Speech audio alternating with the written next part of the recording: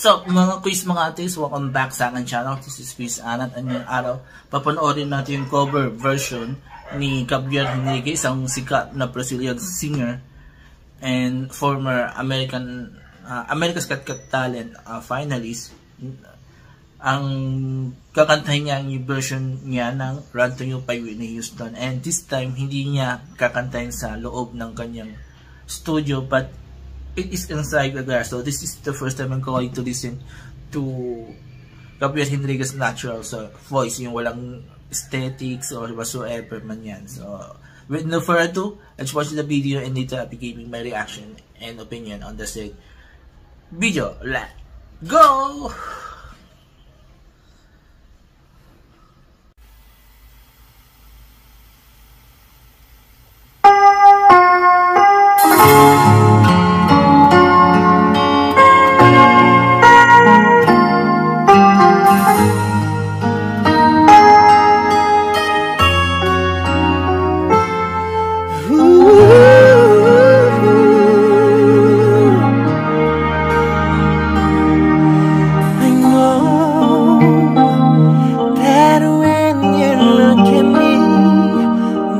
So much that you just don't see, but if you had only taken time, I know in my heart you find.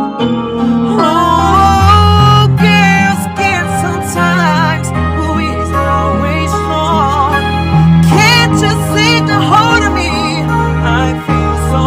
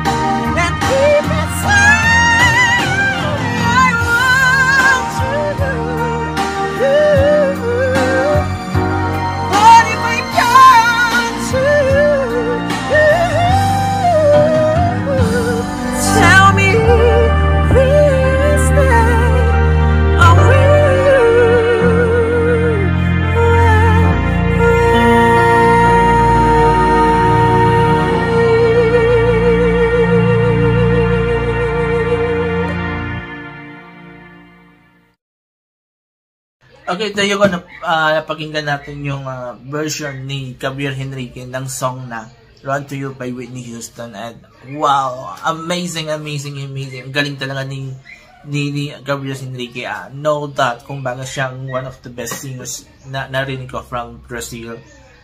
He has a voice na talagang undeniably the best talaga.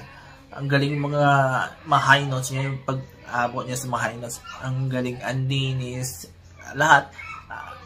I don't wanna go into technical thing kasi I'm not a singer, I'm not a voice coach. So wala akong masyadong idea. Basta sa akin, kung ano yung narinig ko on the video, talagang sobrang galing. Nagagalingan ako, and until now, wala. Talagang nakikita nyo naman yung reaction ko while watching the video. Talagang sobrang napapasabay na rin na lang ako kay Gabriel Henrique because ang galing yung boses niya. And that was his natural voice. Wala siya sa studio. Natural yung narinig natin. Natural yung lumalabas sa bunganga niya. And we can say na talagang naturally, he's a really a great singer. And hopefully sana mabigyan siya ng magandang day. So yun. Ang sarap niya pakinggan. Kahit anong version ng songs. Mabababae man na song or mapalalaki man yung song yung ginagawa niya ng cover. Still, ang ganda, ang linis, diba? So, ang sarap pakinggan siya, and sana, yun nga, tulad ng sinagawa kanina, mabigyan siya ng bigger break sa States, sa US, para ma-recognize siya as a singer. So, yun. So, I'm very happy for Gabriel because maraming humahanga sa kanya, not only from Brazil but also around the world, especially nung after niya magkaroon ng stint sa America's Got Talent. Dumami yung naka-recognize sa kanya because they saw how good or how great he was as a singer, and talagang deserve niya makakuha ng attention ng mga tao. So I'm happy that I'm part of that take niya na route or daan ni Gabriel na makapunta sa America's Talent. Well, I'm not saying na ako yung tumulong, pero ako kasi isa sa mga, maybe I can say, unang Asian o Filipino na gumawa ng reaction sa kanyang how you call it, cover songs, diba? So I'm very happy na never ko na thought na makakaabot siya ng America's Got Talent, kaya I'm very proud for him also, diba? So yun. So again, congrats to Gabriel. It was a very great song, great cover of Run to You by Whitney Houston, and I'm looking forward to do another reaction video of other songs that he did some cover, diba? So there you go. So maraming salamat, at kung nagustuhan yung cover version ni Gabriel Henrique ng Run to You by Whitney Houston, mag-comment kayo dito sa baba. At kung nagustuhan nyo naman yung reaction at opinion ko, mag-comment kayo dito sa baba, and I will read all your comments and I will try to react kung kailangan. Before I end this video, please don't forget these 4 things while watching my videos on my channel. Comment, like, share, and subscribe to my channels. Taanis Kisho, ang Pinagtiraw channel, proudly from the Black and Tamatlang People Presents. Maraming salamat.